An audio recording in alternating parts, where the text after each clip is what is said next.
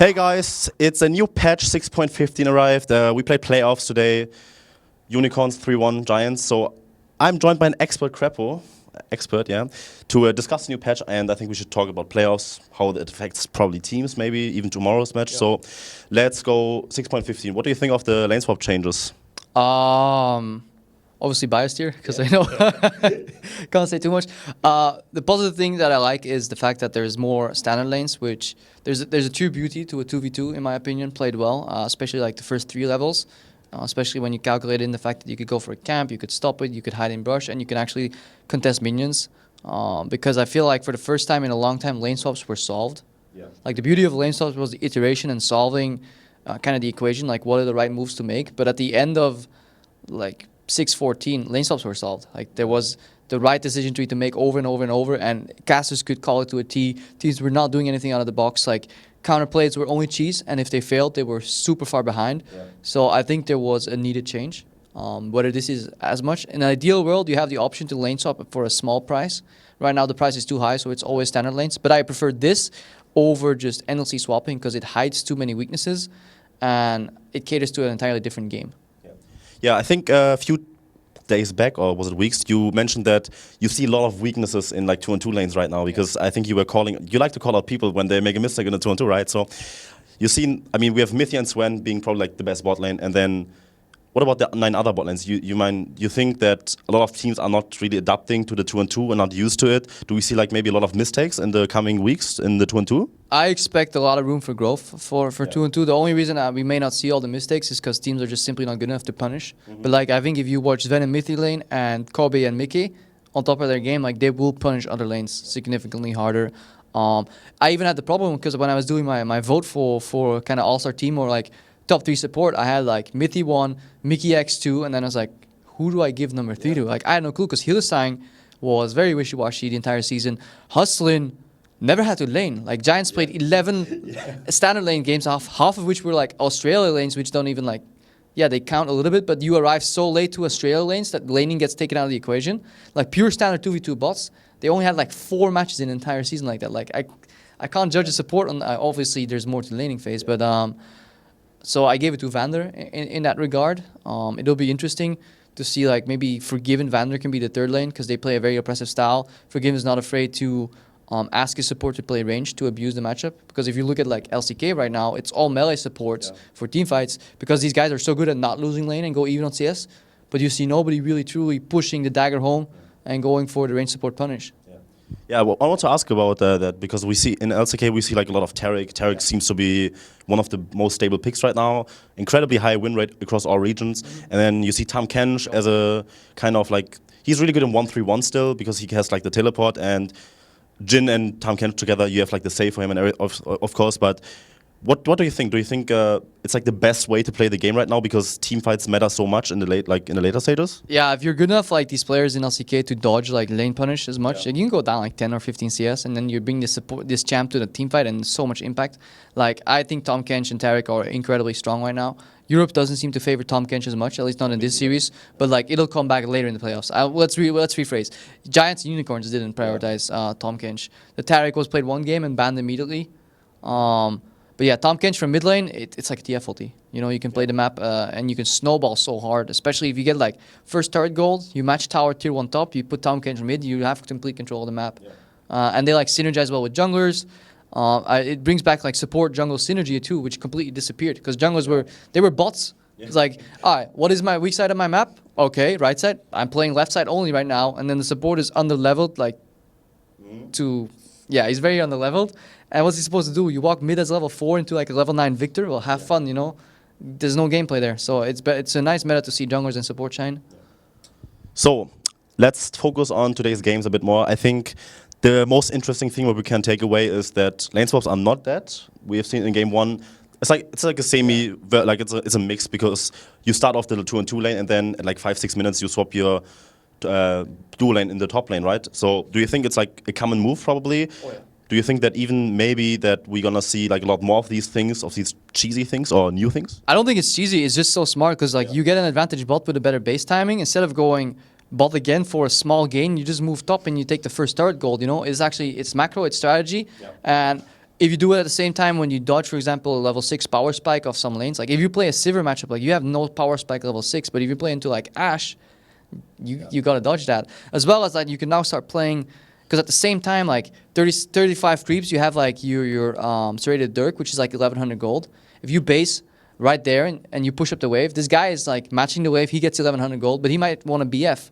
So he needs like 200 gold more. This guy is staying in lane so long to then base. Guess what? You're not top side of the map, take first tower. Like these beauties in these plays and base timing, item spikes, power spike, level spikes, they're all coming back in standard lanes. But nobody's used to playing them anymore. You saw today as well, like Giants, they tried to hard leash with Sivir and then walk into a lane with Sivir Alistar.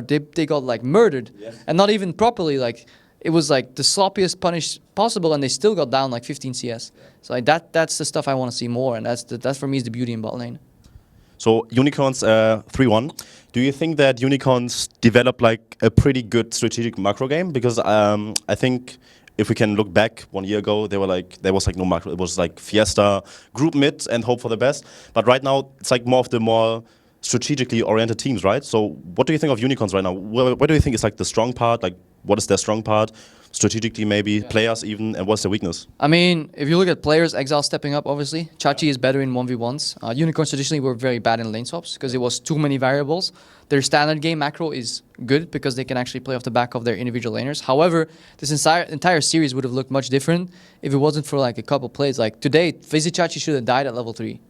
And then Giants could have made that, the typical level 5 swap to top. And then Giants stomped that game, and we have a best of 5 going 5 games. But because Maxor unfortunately cocoons a minion, Unicorns convincingly win 3-1. But like, let's be honest here, they had enemy jungle start at Gromp, which is at the other side of the map. Like, they had enemy jungle start at opposite side of the map, get leashed. Guess what? He's gonna dive top level 3. Oh, surprise! He's diving top. But then because Vizichachi like outplays the situation, they win, but they should have lost that game off that play single-handedly, because first blood plus a tower rotation with first blood tower gold is like that's a 1.2k gold swing.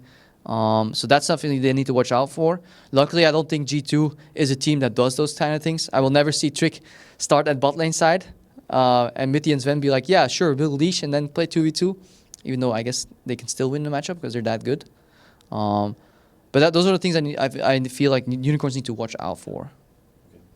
Yeah, we touched on that topic briefly, where drafting is gonna be like a bit different because Tam Kench, Tarek, such stable picks. Do you feel that both teams in the series were good at drafting, or do you think that maybe should have seen like different prioritization on champions? Can you talk about the meta or what are like the most valuable picks right on this patch? I mean, the most valuable picks are still being determined, but within a series, I think there's adaptation necessary, and Rek'Sai should have been banned game 4. Graves should have never been picked game 2, in my opinion. Especially if you look at lane combinations, because like every matchup has like an area you need to play around.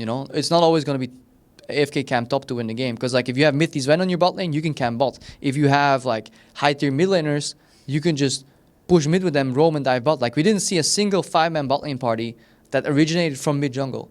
And if you pick, for example, Talia Rek'Sai, group mid, push out wave, go for bot lane Fiesta, make forgive and cry, like those plays you see so often in LCK, and I think we'll see them from Spice, who are like, if you've played solo queue with Senkux, this guy pushes up level 3 on Talia, shows a bot and gets a double kill. Like that, I'm waiting for the better refined teams that already had crisp macro on 6.14 to really push the needle on 6.15. Yeah, I think we nailed that topic.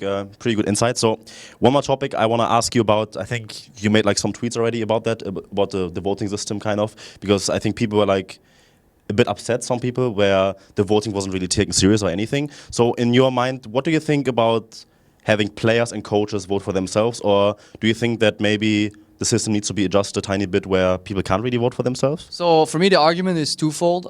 For one, there are voting systems out there like in NBA where players aren't allowed to vote, and we saw Thorn's criticism there too. The thing is, like in Riot, one part of Riot culture is to default to trust.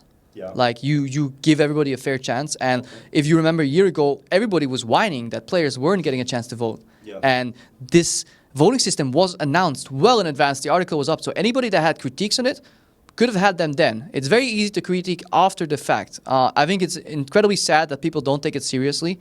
I think it's a chance to establish, really good an homage to good players and respect that you should have. I don't think anybody should always vote their entire team in. But the problem I have with if you don't allow players to vote on themselves, you force a player like Sven.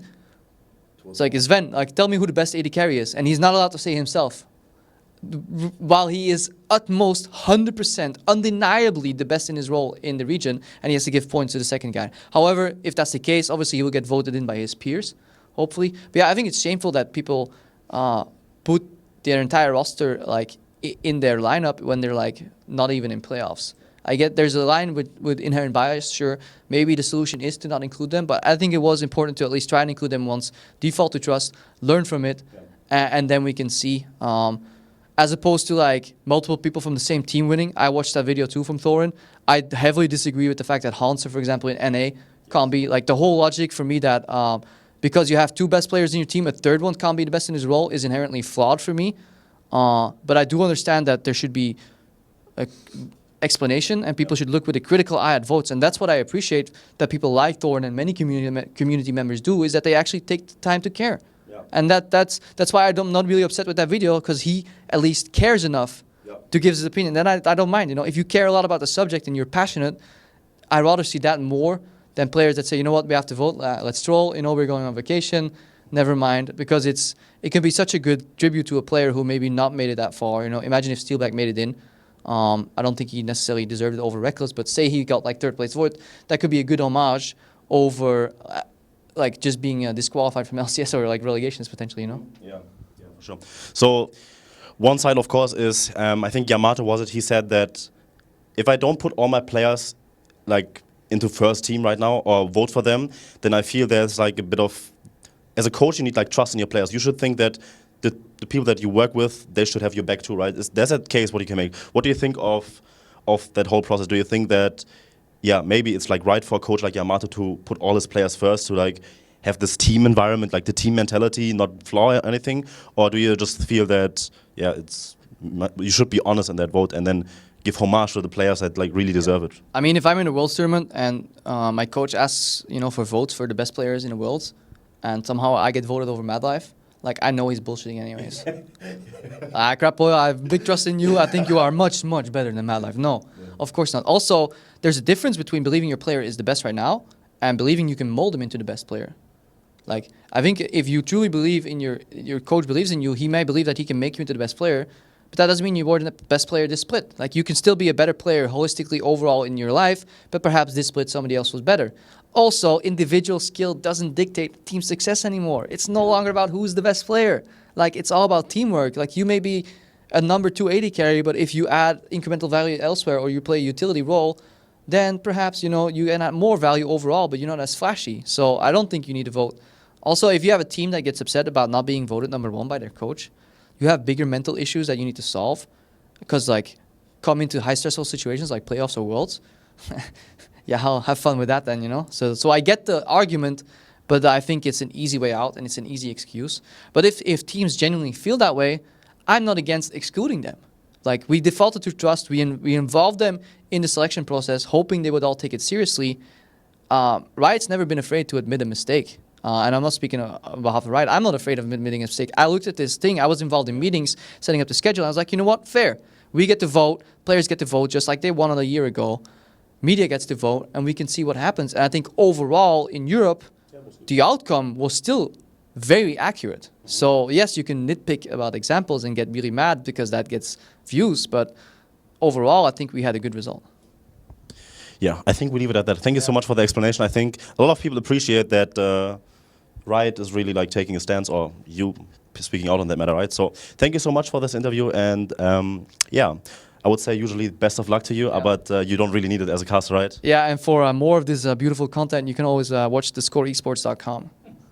He did the outro for me, yeah? See you guys next time.